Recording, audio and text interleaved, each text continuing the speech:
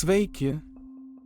Su jumis SVC komanda ir jūs žiūrite video apžvalgą, kurioje mes dalijamės svarbiausiais įvykiais Styginio transporto ir SVC įmonės gyvenimo istorijoje.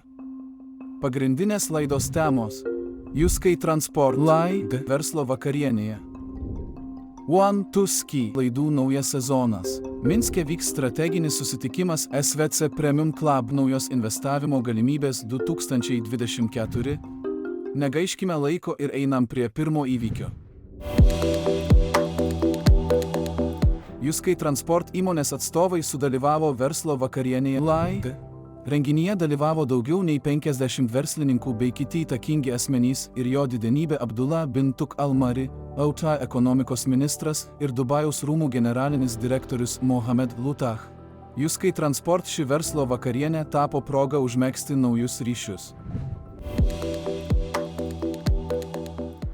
Pirmo epizodo naujame laidų One to Ski sezone svečiu buvo Natalija Kozelkova, oratoriaus meno specialistė, dirbusi su Sinergija įkūrėju ir prezidentu Vadimu Lobovu, Igoriu Rybakovu ir kitais žinomais asmenimis. Natalija papasakojo, kokiose srityse ir kokiame lygyje keisis taisyklingos kalbos įtaka. Ir, svarbiausiai, ar galima pakeisti jūsų kalbą be ilgų treniruočių ir savikontrolės. Balandžio 20-23 dienomis Minske vyks išskirtinis renginys, skirtas SVC Premium Club nariams.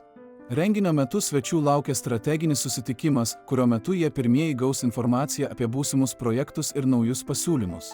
Po 3 dienų programos dalyviai galės užmegzti naujus kontaktus su stambiais investuotojais iš įvairių pasaulio šalių ir nagrinėti verslininkų kolegų verslo atvejus. Tai buvo pagrindinės šios dienos naujienos. Būtinai spauskite patinka šiai laidai ir rašykite komentarus. Iki susitikimų!